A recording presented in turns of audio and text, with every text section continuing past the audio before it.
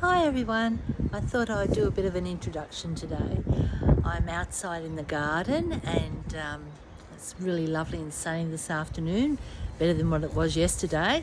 Anyway, I thought I'd take you a quick tour around the garden before we head into the kitchen, and today we're going to be pressure canning meat and also dehydrating some chicken for Daisy. Okay then, so here we go. I'm just going to turn you around so you can see in our garden what's happening at the moment. Right, here we are. Right, our blueberries are looking beautiful. We've been picking some every day still, and yeah, we've got stacks. They're just gorgeous. They're so tasty with yogurt and that for breakfast. So here we go. Lots of beautiful, delicious blueberries, and there's many more on there that we're going to be enjoying shortly. Now, Keith planted some beans the other day over here. It's a new little garden, so we're going to have some climbing beans there. And he planted a seedling from a rock melon, but it looks like somebody else decided they liked it too. I think it might have been a snail or what have you, and they somehow managed to either be already inside the wire netting or something else got it. But anyway, this morning it's not there. Our pear trees are still getting some lovely new shoots on them, so we'll be able to put some more wires up here to espalier them, so that will be wonderful. Now, I had something I found today which was really exciting, is that our grapevines, I thought they might have been dying, but they're not. Look here, we have got some shoots, so it looks like we will have grapes growing on here, or the vine will be growing. That'll be wonderful, and I'm not sure if there's any on here, but we'll give it some time. There's always hope. Okay, so there's our girls. They've been very good, laying lots of lovely eggs. So now what else have we done? Our poor mango tree realised that the ground has been absolutely soaking and waterlogged from all the rain that we've had. We've taken all the mulch away from the bottom to hopefully dry it out a little bit, and we're hoping that our tree is not going to die, but it doesn't look too healthy at the moment, so and we're living in hope. And Keith found some beans starting to grow on our, here we go, there's a bean there, starting to grow on our broad beans. So we're going to actually pull them out because we discovered that they're supposed to be dwarf broad beans, and when they are only small, you're supposed to pull the tops out of them because they're only supposed to grow to about this high. But anyway, we didn't realise, and we hadn't done that, so that's why we've had such a problem getting the beans to shoot, and we've got lots of buds, blossoms on there, but we just didn't seem to have any beans. But anyway, we're getting some beans coming out now, so hopefully it's not all lost. Keith planted a couple of tomato plants this morning, so we've got 3 starting. Well, this garden here will be actually full of tomatoes, but what we do is we plant them in stages. Our garlic's still going really well in here. There's all our garlic there, and our onions are going great too. See them onions there? So we've got lots of onions in there, and we've got a few leeks still that I can pick.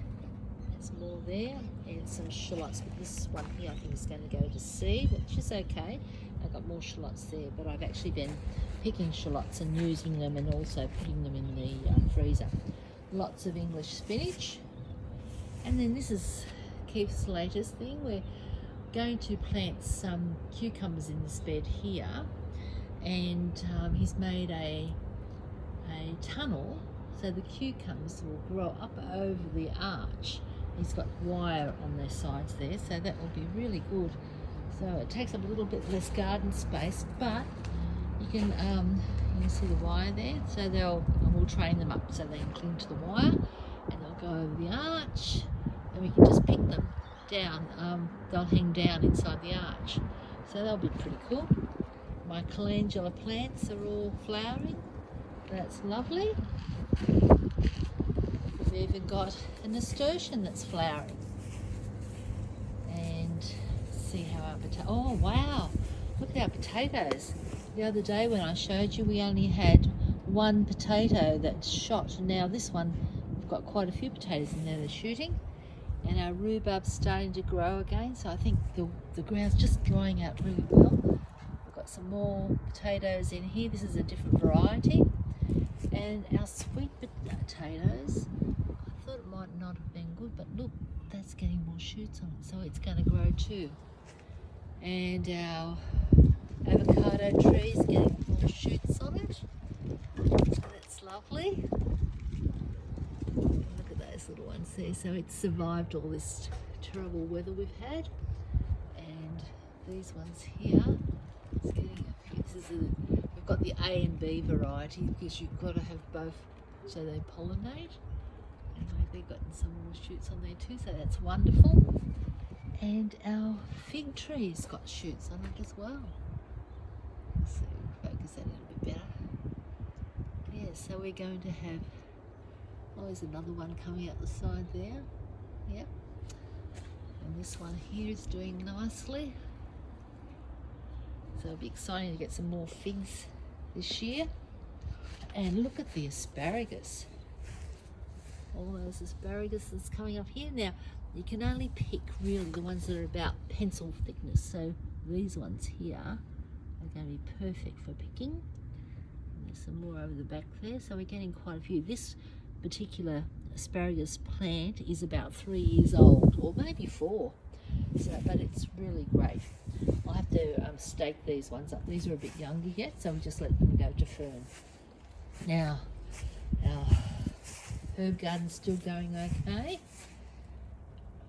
Yeah, that's growing really well. And our strawberries are flowering nicely. Yes. Oh, there's a few strawberries on there that will be ripening up in a little while. And then we've got, oh, the lettuces are still surviving in here. They were just put in the other day. And our beetroot is going well. And some more berry trees or bushes. So we've got the blue, there's not blueberries. There's some blackberries, loganberries, blackberries, and raspberries. Daisy's making a bit of a noise over here. Miss Daisy. Okay, Miss Daisy. And this is some zucchinis we've put in. We've got zucchini plants here. And just in this patch here, keeps planting some corn. Actually, is that coming up already? I don't know. Anyway, all right, just in here, there's corn. There's our garden that I love down the side here. In the summertime, it's a beautiful place to sit out and have a glass of wine. So it's doing very nicely. Okay then, so I will take you back inside and we'll show you what I did with the pressure canner today. See you soon. Okay, good morning everybody. We're back and now we've had breakfast and we're going to make we're going to pressure can some meat. Now I've already started this morning chopping up some beef. I bought some blade steak from Aldi's, and blade steak's not a very tender steak, but what pressure canning does, it makes it very, very tender. So I've already chopped that up into little chunks, so that's all ready to be done. But while I'm at it, I also bought some Silverside corned beef, and I'm going to pressure can that as well. And that's really great to have on the shelf because you can, if you want to do a salad or whatever, it's already there cooked. So yeah, very, very easy and really tasty actually. Now, I need to take off a bit of the fat, but you can leave some there. Just if there's excess, you can remove that. But it's not too bad actually. And then what you do is you just slice it up into strips or so on. I had the meat out last night thawing out because it's been sitting in the freezer for a while. So it's all ready to go. I don't think this is such a great knife to do this with. Oh, there's a bit more fat there, but I'll take that out when I... So I'm just cutting in probably about 2 centimetre wide slices. And then I'm going to cut it into strips. Or I could even dice it, doesn't really matter. And some put into the jar. So the reason why I'm doing this too is just it's easy to have meat that's already cooked on the shelf that you can add to other recipes, but it also gives you an opportunity to clean out your freezer and make room in your freezer for other food. Okay, yuck. It's a bit slippery.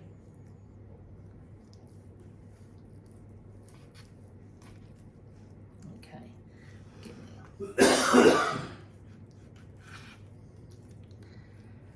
right.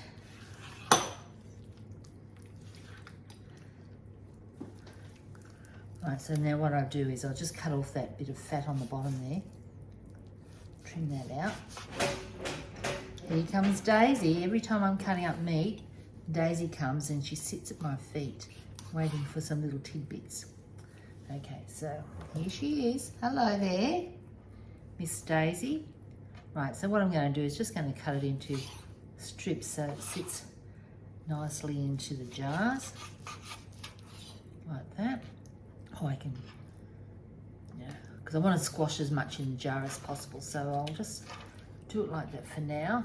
Pop it into here, so you can see the shape. There's like this sort of shape here, which is fine, or this sort. So what you can do is when you take it out of the jar, you can either shred it or you can have it as chunks or whatever you want. You can probably even, you know, heat it up slightly and make a cheese sauce or white sauce to go over it and have it with, like traditional with corned beef and cabbage and carrots, which is quite nice. But anyway, we'll just do this. So what I might do is I'll come back when I've got all this cut up and ready to go in the jars, and I'll show you the next step. Okay, so I'll see you soon.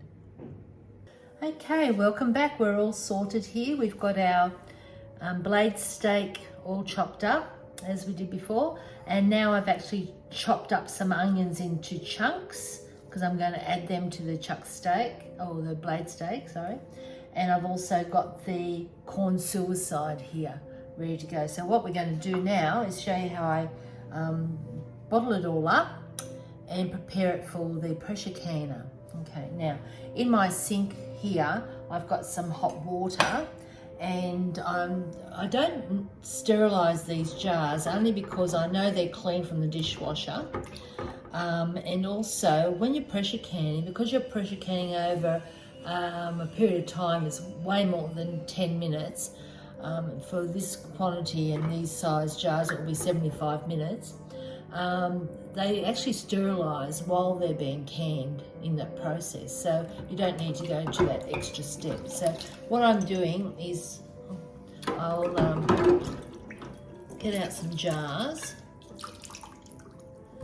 and there we go. Jars. Now what you need to remember is that whatever temperature your jar is and your food that you're putting into the canner, that's what temperature your canner needs to be. So if you are raw packing something and the food is cold in there or room temperature, your jars can be room temperature and the water in your canner is room temperature. If you're hot packing something, like you've made a stew or you've made up some jellies or whatever, and you're going to put those in the canner to process, then you need to make sure that your water in your canner is at the same temperature, because otherwise you'll risk cracking your jars. Okay, so that's a very important thing to consider. Now I'm just going to tip out a few jars here so I can, I'm not sure how many it's going to take to fill,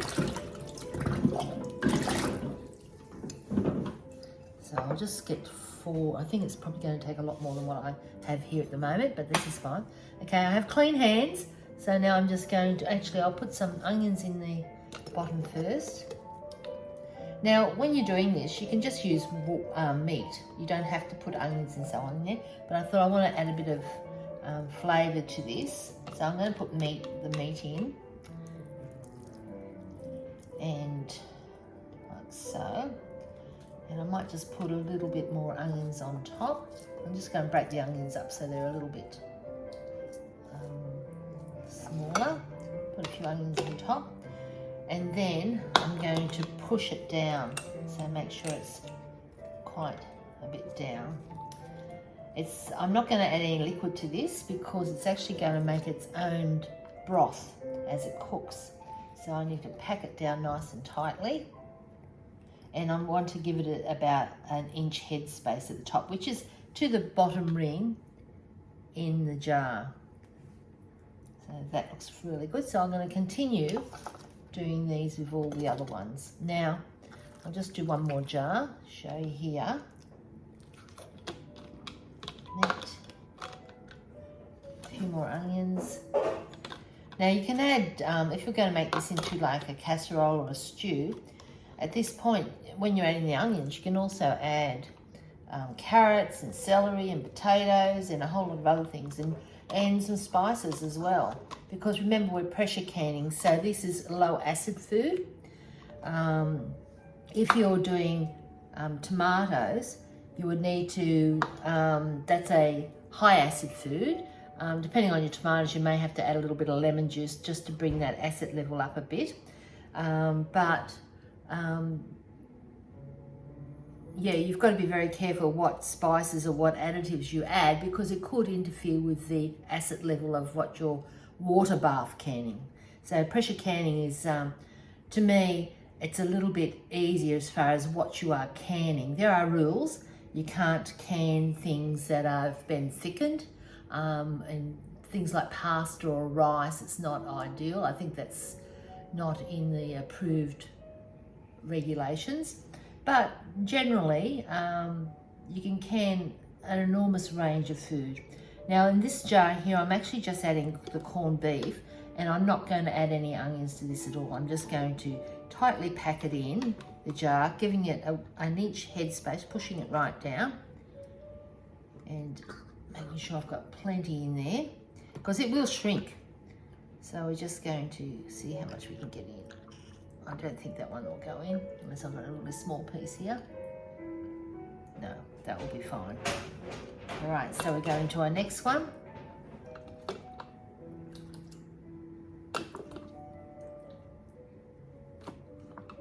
So what I might do is I'll fill all these jars, and then we'll come back when it's all done. All feel ready to go in the canner. Okay, so I'll see you soon. Okay, welcome back. Now all our jars are packed. As I said before, I don't need to add any liquid to these because I'm raw packing them, and they're going to make their own broth. Okay, now if I was to add liquid to them, you need to debubble your jar. So you place you can use a chopstick or not anything plastic, but not a knife, because you may scratch your jars. So if these did have liquid in them, then what I would do is I'd put my debubbler stick down the sides just to release any bubbles that may happen to be in the jar, which is good. Now on the other end of this, there is little steps, and that will tell you what your headspace is. So I'm aiming for a 1 inch headspace in these jars. So if I put it on the side of the jar, you can see that I've got 1 inch headspace in all my jars.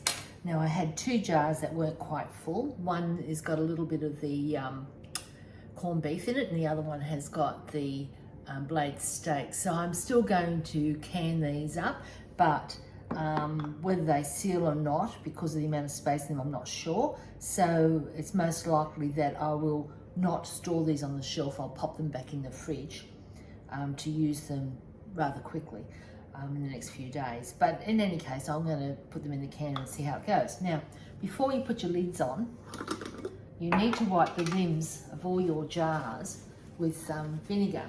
And this is so that you get a, better chances of getting a good seal. Because you've been handling the jars, and you could get oil on the jars from your hands. You can get oil or dirt on the, not dirt, but food on the jars from when you're putting the food in. So you want to make sure that you avoid any possibilities of failure. So just give them a good wipe around. And while you're doing that, you can check your jars to make sure that they've got no little chips or anything like that in them, because that will stop the jars from sealing correctly as well. So give them a really good wipe around with the vinegar. And then we're ready to put our lids on. Now, they say now that you don't have to pour boiling water over your lids to ensure your jars seal. But, you know, you buy lids from all different places. I've got some that are the Kilner lids that came with the jars, and I've got other ones that I've bought online from China. Now, I'm not absolutely 100% sure how they're made, so I still heat my lids up so that it just helps with the seal a little bit more. So in here, I've got some hot water in this jar, and I'm just, okay. This is a magnetic picker, but it's very strong, and what it does, it picks up more than one lid at a time. So I'm just going to place the lids on top of the jars. Right, that one there. There.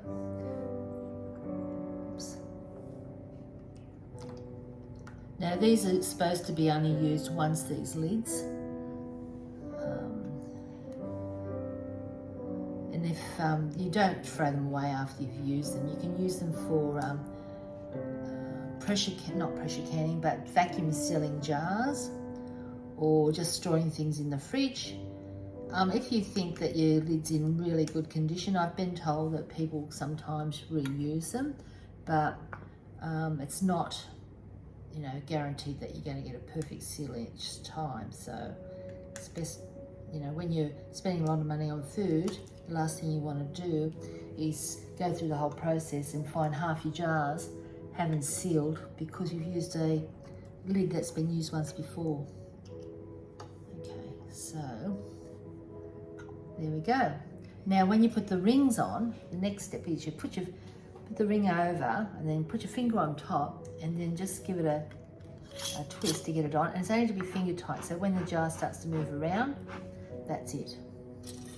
So again, lid on, hold your finger in the middle,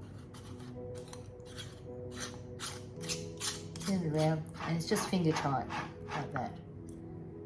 So that allows that when it's in the canner,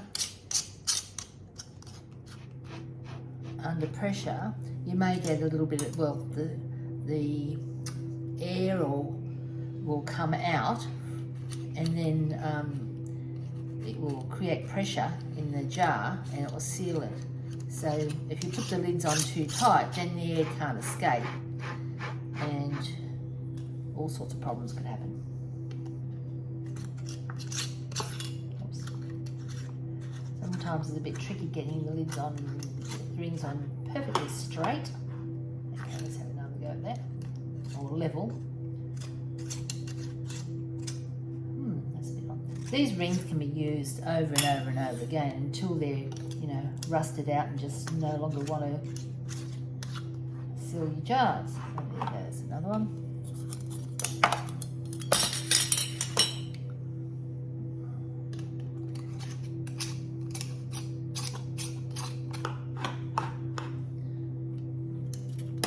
Go.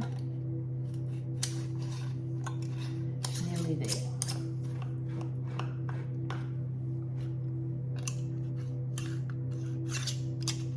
So I've got enough here. I've got, let's see, 1, 2, 3, 4, 5, 6, 7, 8, 9 jars. Now, I'm not sure if my can with this size jar takes 7 or 8 on the bottom, but because these are only pint jars, I can actually put 2 rows in there, so one on top of the other. So I'm not concerned if I've got too many jars for the bottom of the canner. Right, so they're right nice and finger tight, finger tight. You just don't crank them, that's all. Right, okay, now what I'm going to do is I'm going to take these into the canning room and put them in the canner, and I'll bring you in when I'm in there. Oh, by the way, I don't waste anything. I had some leftover onions, so I just pop them in a Ziploc bag, right on the brown onions, and I pop them in the freezer. I don't store onions that have been cut in the fridge because they absorb all other odours, and you really can't use them after that. I've read somewhere that they can become poisonous or whatever, but I'm not too sure about that. But I just, when you read something and at the end of the day you say, well, that's something I shouldn't do. The reason why I'm not so concerned about the fact is that you just don't do it. So that's what's in my mind, is that won't store and use onions that have been cut and put in the fridge. Okay, so I'll see you back at the canner shortly. Okay, here we are in my butler's kitchen. I'm going to use a induction cooktop. This is the first time I've actually used this, so I'll have to watch it carefully because I've got to make sure that during the process the pressure stays right, the temperature stays right, and so on. On my stove, I've got it all marked, so I can really set it in the process and just stay in the room somewhere. I don't have to watch it so carefully because I know, and I've done it so many times before, and I know where to set things and it works. But this is going to be new, and I thought it's always handy to have a way that I can do some canning, not on my main gas stove, so that if I want to cook other things there, I can do that. And I can also take this away somewhere if I want to and cook away from the home or out on the back veranda or what have you. So I thought, no, I need to give this a go. So this is a first for me. Right, so now I've got all my jars here, and I'll just bring you over so you have a look in the pressure canner. I've got a rack on the bottom to keep the jars off the bottom of the canner, and I've also got 3 inches of water in the bottom of the canner. Now, in a pressure canner, you do not need to put in as much water as you would in a water bath canner. A water bath canner, you've got to have the water an inch or 2 above the top of the jars, but in this case you don't need to cover the jars in water. It's only 3 inches down the bottom for this particular Presto canner. Okay, so what I'm going to do now is I'll just check the water temperature. Yeah, that's just warm. I'm just going to place the jars around the bottom of the canner. Oops.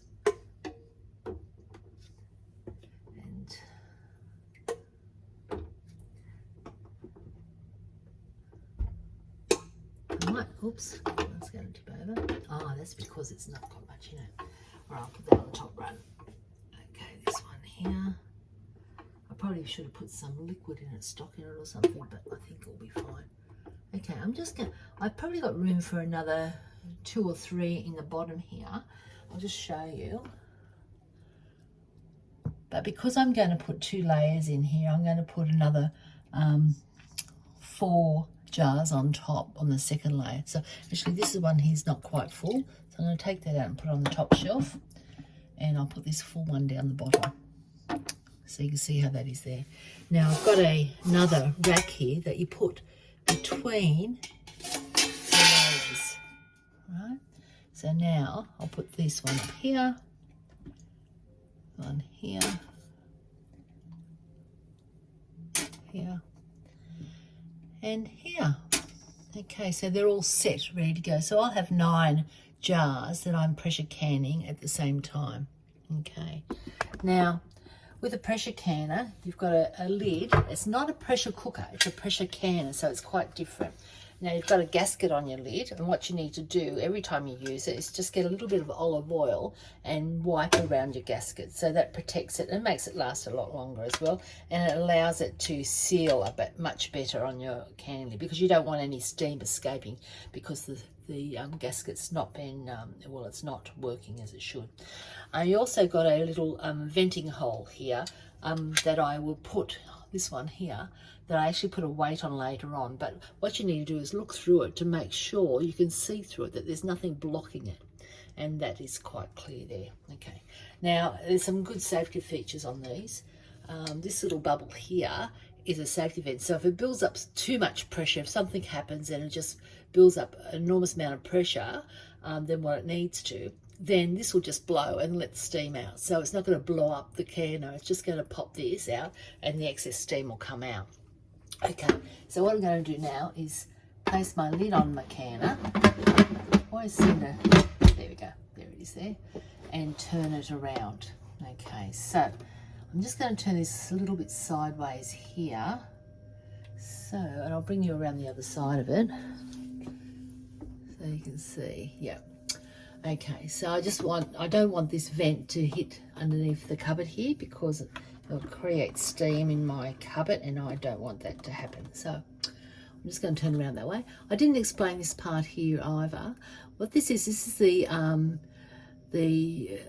pounds per or pressure per pound that you use according to your altitude, and our altitude here is under 1,000 meters above sea level, so my gauge will go up to 11.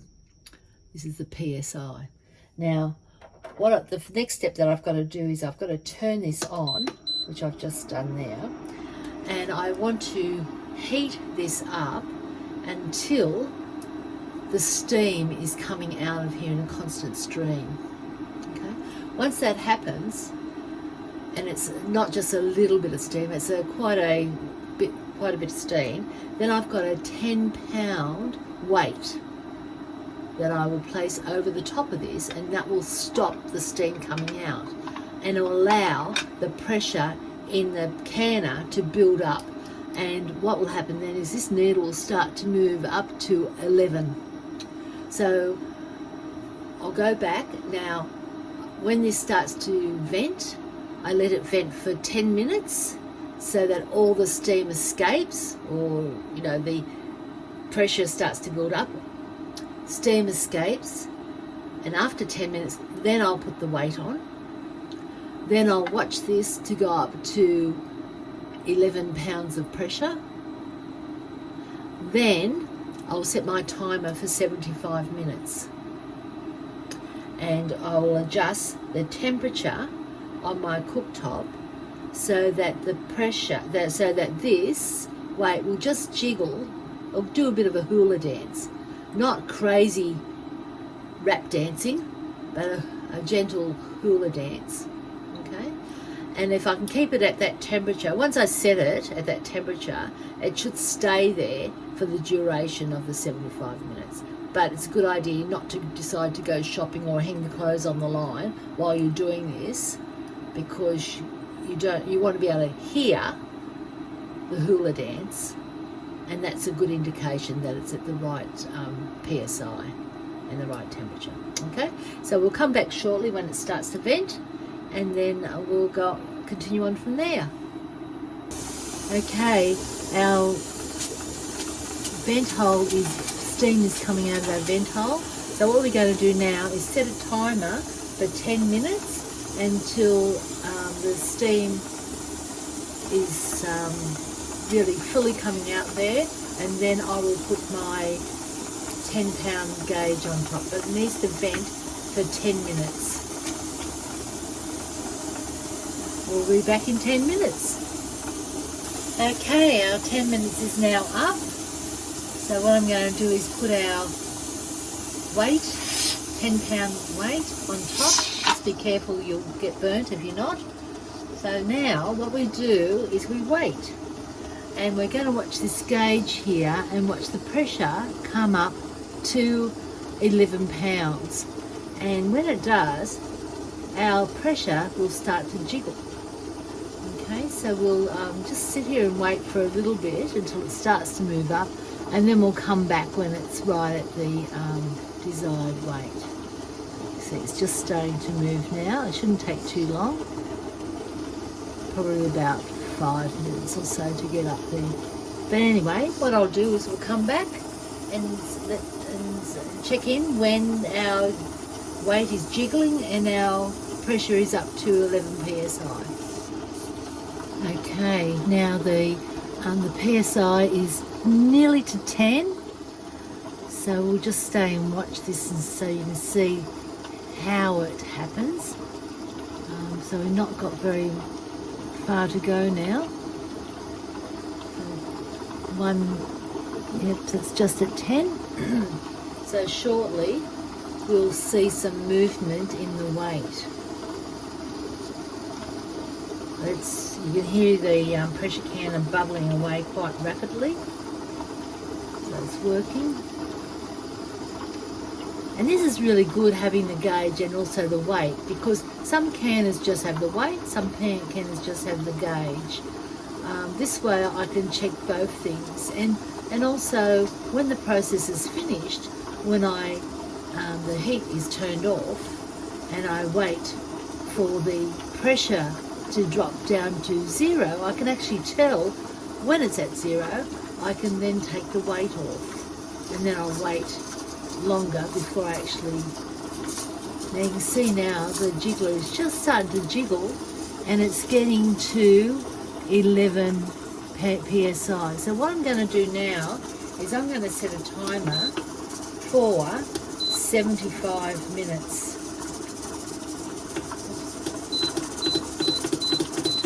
So that's 1 hour and 15. Oops, what's happening there?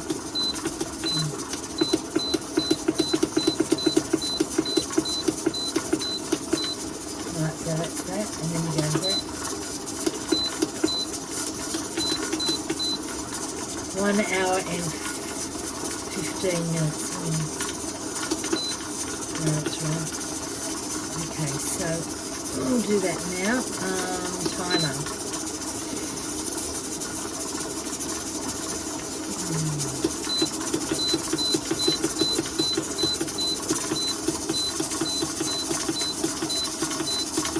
Right, there we go, 1 hour and 15 minutes for the timer. And now what I want to do is to drop the temperature down to a temperature that will allow it to stay at the correct PSI. So I'm just going to drop it down. I'll drop it down to 1,000 watts of pressure and just see what happens there.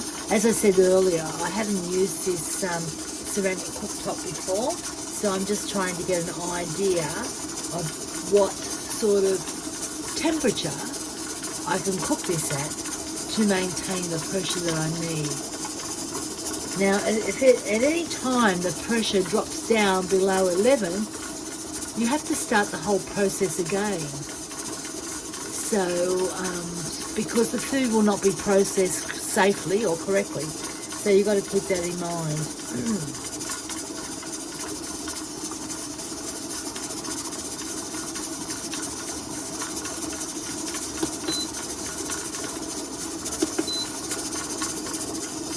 So I've got it on 10 psi. I'm going to just watch. I can see the weight is doing a lovely little belly dance there.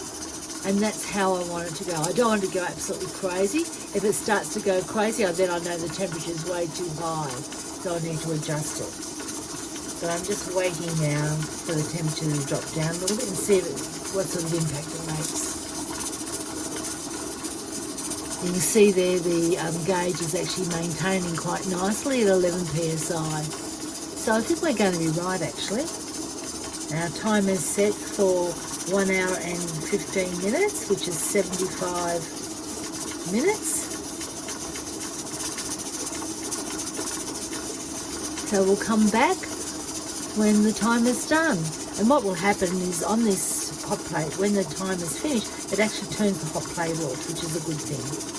Okay, so we'll see you back here soon. Okay, I'm just back checking the pressure canner.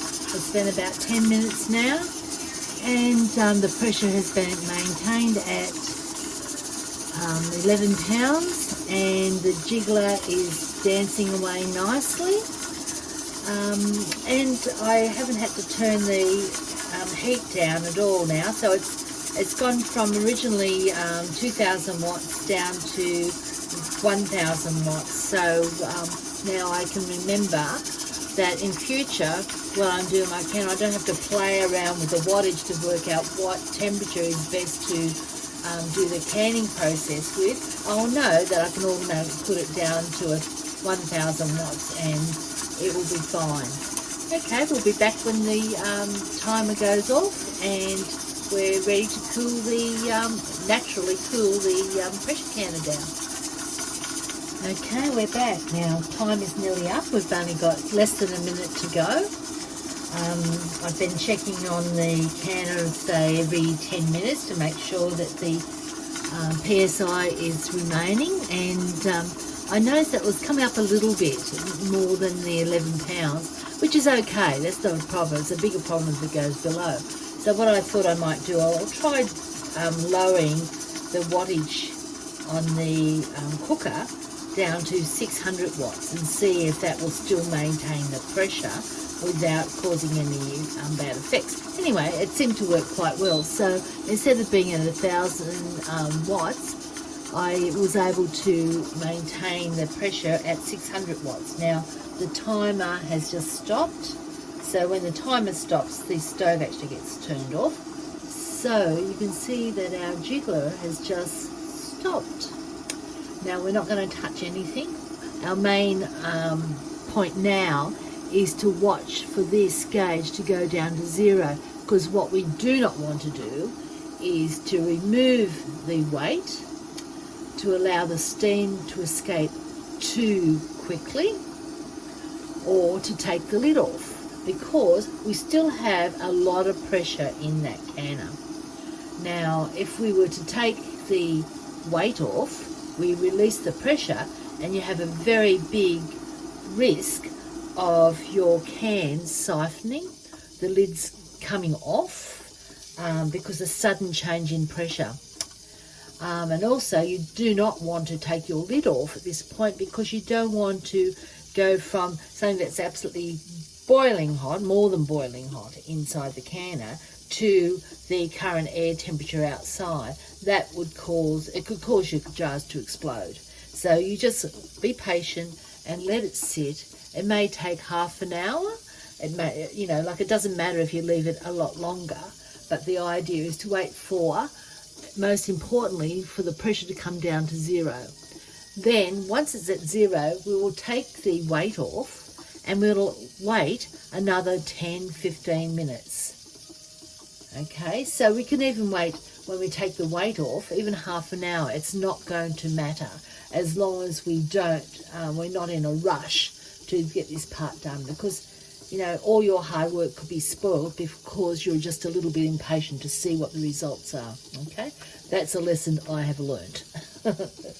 Okay, well, we'll see you back shortly when the pressure gauge is down to 0 and I'll take the weight off. Okay, see you soon. Back again, we're still waiting for the pressure to go down. You can see it's at 5 psi now, and you can still hear the steam or the pressure coming out of the weight. So we'll just wait some bit longer. Remember, patience until it gets down to 0. See you soon. Okay, we're back. Now the canner has cooled down. The gauge is down to 0. The steam has stopped coming. I don't hear any noise in the canner, so I'm just going to take off the weight.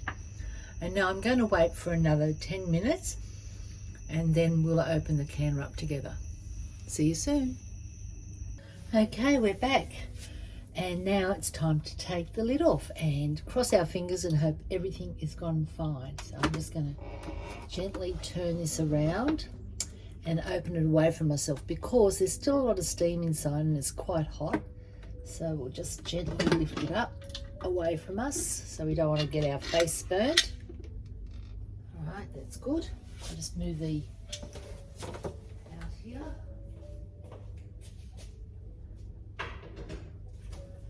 Right, now, oh, smells divine.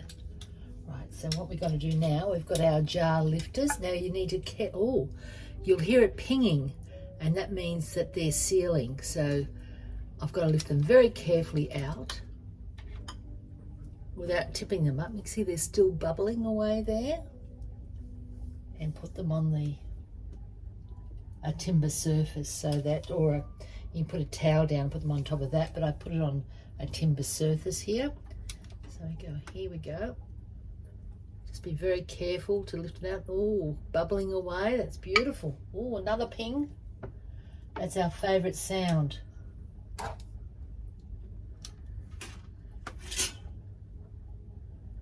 Next one, beautiful. This is the one that was not very full, but there's a little bit in there, so that would be nice just on a sandwich tomorrow. I'll put it in the fridge and we'll open it up tomorrow. Now remember, I did put 2 layers in here, so I need to, I don't know how hot that is. Yep, that's fine. I'll take the separator out. Now, let's see how we go here. Oh, so far so good. Beautiful. More pinging.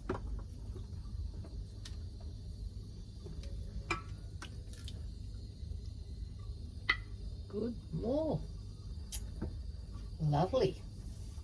So once we get these all out, what we've got to do is leave them undisturbed on the counter for 24 hours. Do not be tempted to take the lids off. I mean, you know, the rings off, or to move them at all. Just let them sit for 24 hours to cool and to properly seal. Okay, so now I'll just move the canner out of the way.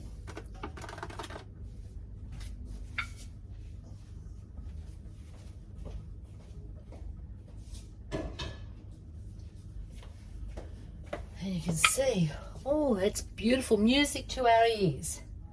And I can actually see a lot of them have actually already sealed and they're bubbling away still. So, and that's very normal. So we just leave that sit now for 24 hours and we'll come back tomorrow. And what I'll do then is I'll take the rings off the outside, because if you leave them on and you think your jars have sealed, well, they may look like they're sealed to start with, and then you put them on the shelf. If they come unsealed, then with you've got the ring around the outside of it, you would never know. So the idea is to take the ring off the outside, just leave the flat disc on top, and then if they happens to become unsealed on your shelf, the seal will just pop off, so you'll know. If you weren't to do that, then this may, with the ring on there, it may cause it to reseal, but it's a false seal and you could be growing botulism or bacteria or something inside there that could kill you. But you know, so you just follow the rules and it's all fine. So if you take the rings off and for some reason the disc is unsealed, you don't eat it. But if you take the rings off and the lid is still sealed, so you can actually lift it up by the lid, and when you go to use it in months or a year or whatever time, you pick it up by the lid and it's still sealed, then it's right to go. No problems at all. Okay, then we shall see you later on. What I'm going tomorrow we'll come back and have a look at these, but what I'm going to do now is I'm going to dehydrate some chicken for Daisy. So I might bring you out there and show you how I do that. She loves her dehydrated chicken. She's a bit of a spoilt girl. Okay, hope you've enjoyed today and we'll talk to you again later. Bye for now. Welcome back. While I've been canning this morning, I've been doing other jobs because the canner is so easy. Once you get it set up and that, it only takes you a few minutes or, you know, like maybe half an hour to get all your bits and pieces canned up and in the canner. Once it starts processing, you're not standing there all the time stirring or monitoring or whatever. You keep an eye on it, or you keep an ear on it, so you can see here that it's the weight is still jiggling away doing its little hula dance. But while that's happening, you can get on with a lot of other things. So I've had a lovely morning looking through some recipe books, and I've decided dinner tonight is going to be a Japanese fish bake. So that's what I'm going to make for dinner tonight.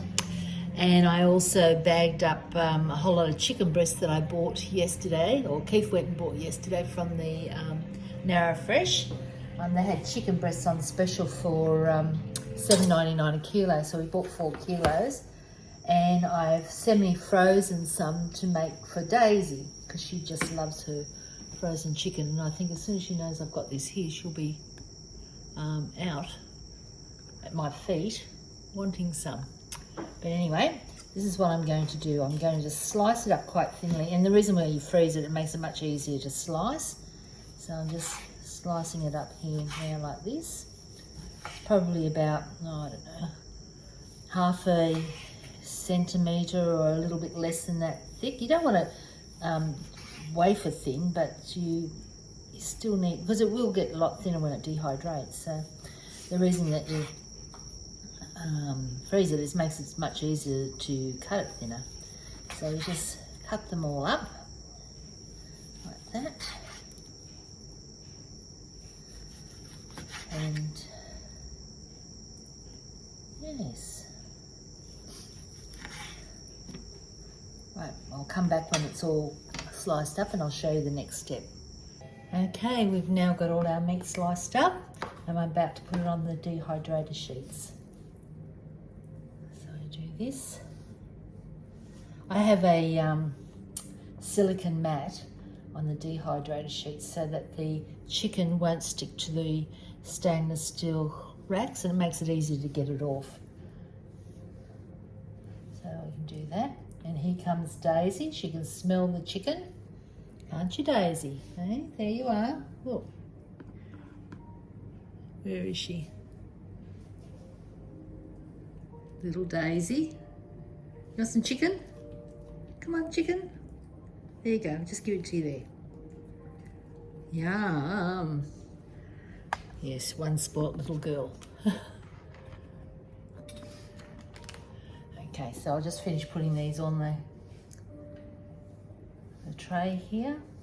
And I'm going to dehydrate it. It could take 6 hours. It could take longer. It depends on, well, it's quite cold, the chicken, because it's been in the freezer, and also how thick I've cut it. But I have well, my dehydrator doesn't have a timer on it, but what I have is a timer plugged into the wall, and I usually set that for around about 8 hours or 6 hours or so on, and then I'll go and check it, and if there's some that's dry, I will take it out. Otherwise, I might turn some over if it's a bit thicker, or move the trays around, but generally it's, you know, it's pretty good, usually around about 6 to 8 hours, I suppose, as long as it's dry. It's good because you don't want it going off in a jar if it's still partly raw. So here we go. So Daisy will definitely enjoy this. You know, Daisy will do anything for chicken.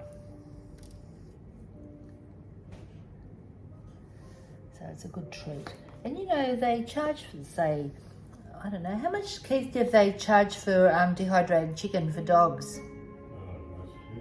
It's very expensive. I know somebody said about $50 a bag, but I don't know how big the bag was.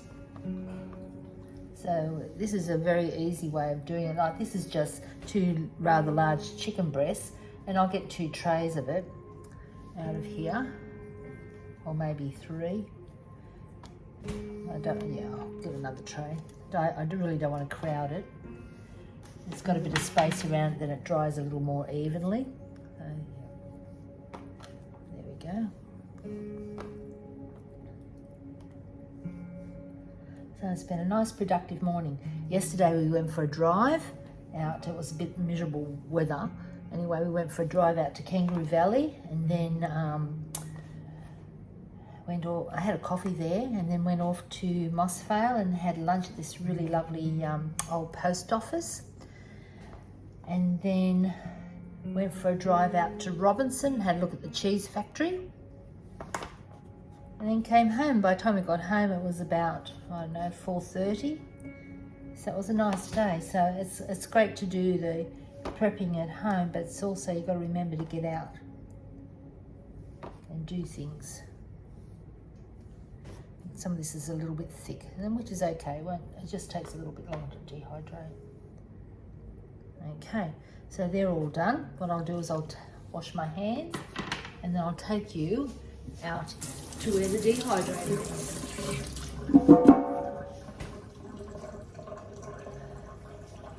Back soon.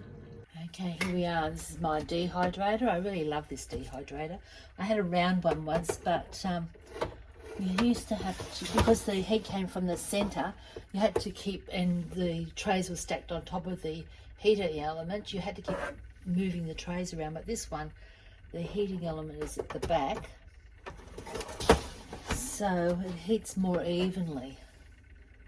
I'm just going to put them in. I've actually got a tray in here that I didn't realise. I'll do that, close the door up, and now I'm just going to turn it on. I've got a light here. It's a bit dark in this room. This is the garage. So I'm just going to see what temperature I've got it on. It says on here for meat to do between 145 and 155 degrees Fahrenheit. So I'm going to put this on to 155 and then turn it on and just check my timer over here. Yes, that's fine. Yep. I'll just bring it out. Yep. Okay, so that's set for about 8 hours. So there you go. And here we are in the all the meat for Daisy's being dehydrated, okay? And we'll be able to come back tomorrow and see that all finished. Well, I hope you've enjoyed your day in the kitchen with me. Doing the pressure canning, and I hope you've learnt something. Please, if you like what you've seen, if you just give me a thumbs up or subscribe, and we can see you again. This is all very new to me, so I'm hoping that you get something out of it anyway. All right, see you soon. Oh, by the way, maybe next time, well, next week, I might make some cheese. I love making, I've made feta, mozzarella and ricotta cheese so far. I do want to make cheddar cheese and parmesan in the future. I've got a cheese cave and I've got all the presses and everything I need to, but the only problem is I need to spend time at home because every day or so the cheese needs to be turned. And unless I know that I'm not going anywhere, like away on holidays for a couple of months, I really can't do those hard cheeses. But I can make feta, and I've just about ran out of the feta that I made a few months ago. So I'm hoping to be making some more feta very soon. So I'll bring you along on that journey too. Okay, so enjoy whatever you're doing, and we'll talk to you again later. Bye for now.